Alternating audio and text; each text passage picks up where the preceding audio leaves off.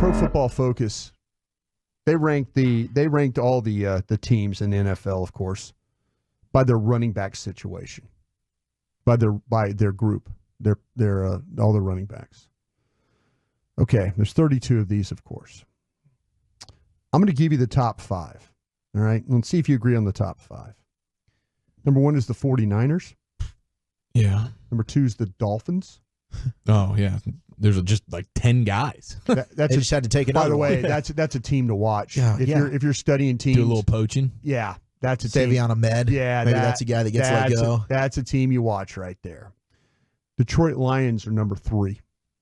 Okay, good runners. Yeah, two top 2 really good ones. Baltimore Ravens are number 4. Added Derrick Henry. Ooh. Atlanta Falcons are number 5. I got my guy Tyler Algier. We should go trade for him. Might be number 1. And Barry Sanders 2.0. Yeah, my guy there. You're right, Bijan Robinson. I don't think the Cowboys can pry Bijan. Should have used a first for him. They did. First overall. Cowboys. Oh, Cowboys. Should have traded up to number 1. They couldn't get there. Done a Ricky Williams trade. You guys. All right. Anyone of those? Is the order right for you guys there? I mean, no. Those are all very impressive. I'm not gonna scoff at that. I think Atlanta will be number 1 by the end of the year. Okay, if you could have one of those rushing attacks for your own team, which rushing attack you taking out of the top 5? Ooh, that's a fun one. Yeah, probably Detroit. If not San Francisco, obviously. I do like Miami's speed, though. Gosh. Yeah, Miami's speed is enticing. They can do a lot of fun things. Are you getting scheme or just personnel when you're doing this? Both. Yeah, because, I mean, any one of those 3, Detroit, San Francisco, or Miami, you're going to feel freaking amazing. You're getting the best one in McCaffrey and a great rushing attack with Shanahan. Same thing in Miami with what McDaniel's doing, and then Achane and Mostert, and then Ben Does Johnson. the salary and the injury history come along with it, though? I'll throw San Francisco right out. No, you're just getting the best one. You're just doing like a 1-season deal. Let me give you the bottom 5. Okay. If I could. Dallas. Number 28, New York Football Giants. Ooh. Losers. Number 29, the Denver Broncos. Wow. So they have the worst quarterback room. And the worst running back. The third worst running back room. Yeah. Sean might be available. Number 30, your Cincinnati Bengals. Ooh, shots fired at the Bengals got a young Chase Brown? They signed Zach Moss, Chase Brown, Joe Mixon. They traded him to the Bengals. I think Zach Moss is a solid back. Moss and Chase Brown. Yes, I believe he is his name. He's a young up and coming fantasy wise. He's a guy to know. Number 31, the Las Vegas Raiders. Oh, jeez. Now they lost Josh Jacobs. No, don't they have Zamir White? Yeah, they do. Yeah, they do. And Alexander Madison slept on here a little bit. And Dylan Laube is Laube, Laube. Laube. Yeah. Number 32, your Dallas Cowboys. They're ranked dead last in this thing. After letting Tony Pollard sign elsewhere in free agency and missing out on the top backs in the 2023 NFL draft. It's actually the 2024 draft, wasn't it? You mean to tell me they don't have any respect for Royce Freeman? Yeah. The Cowboys re-signed Ezekiel Elliott as their lead rusher. Elliott's glory days came with the Cowboys, but his yards per carry average dipped below 4 over the past 2 seasons, resulting in a career low 69.2 rushing grade. Behind him are Rico Dowdle and Deuce Vaughn. Dallas Cowboys are the number 32. Now, Dawson, real quick. Yes, sir. This doesn't help your Dak Prescott thing at all, right? Because you want to run the ball. You want to be able to run the ball. Yeah. Yeah, I mean, they can't be serious about contending at all. Any suggestion of that is this just... with me, if I'm looking at this grade and I'm Will McClay over there, sure, I'm going to look at a week or 2 of my running backs, and then I'm trying to grab one from one of these other teams. 100%. Yeah, I'm not going to be 32 in this thing and expect to win games. I'm just not. Even if you had a great scheme and good blocking, you would be below average. Yeah. That's how rough this room is. So, I mean, I like that they're not spending too much on it anymore. It's the right economy of the position. Wrong guys. Yeah. And, hopefully an opportunity pops up here in camp for a trade, something like that. Thank you, Brian. Thank you. Yeah. We did get the jersey numbers for your new Cowboys. Willie Harvey Jr., the linebacker they signed out of the UFL. He's going to wear number 55. Ooh. Double nickels, man. Yep. Okay. That was Leighton Vander Esch's number. Thought that one was going to be a retired number. Yep. And Garyon Conley is going to wear 43. Ooh, that's a bad number for a corner. Really? Yeah. I would argue that that's a bad number for everyone. Shots fired at Cliff Harris. That's a safety. Well, Darren Sproles pulled it off, didn't he? Wasn't Darren Sproles 43? Did, but he didn't play defensive back. No, but like... yeah, I mean, like, it is more of a safety number. Like, Gerald Sensabaugh. I'm trying to think of, like, former Cowboys to wear 43. I would argue that the only person to ever wear 43 and look good is Darren Sproles.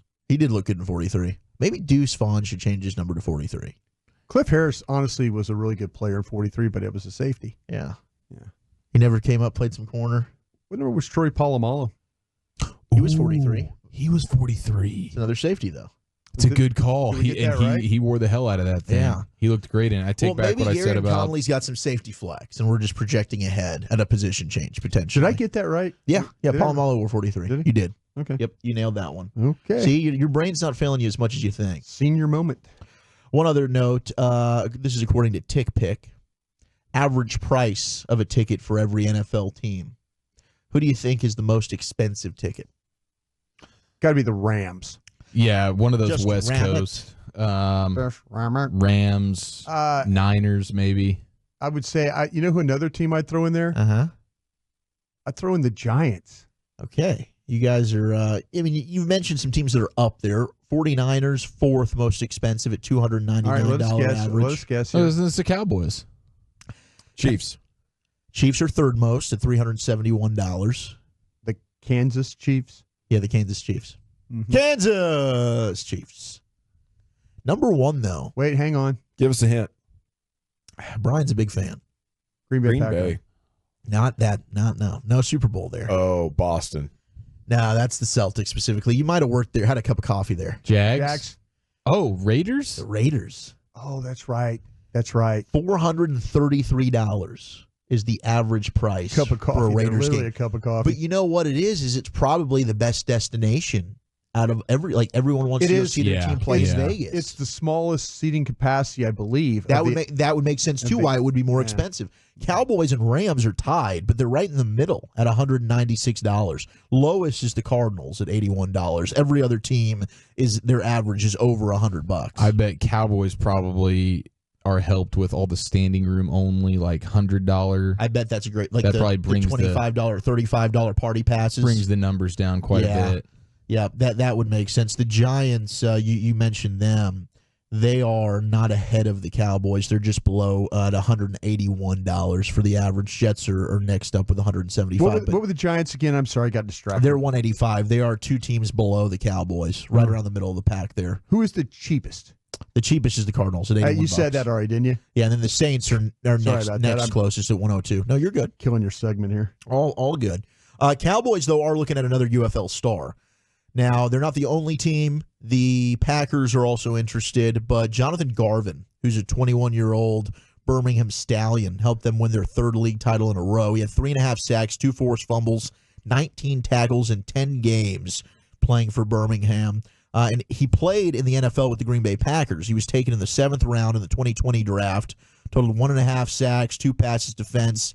But he's a guy that had like a 33% pass rush win rate in the UFL, former Miami Hurricane. So the Packers are looking at him, maybe a second tenure there, but the Cowboys also doing their due diligence on Jonathan Garvin as maybe an edge rusher to bring into camp. Can I flip it and take it another direction for this? Skip Holtz has won 3 championships now, right? With this thing? 3 in a row because they won the 2 in the USFL and now the first year at the UFL. Right.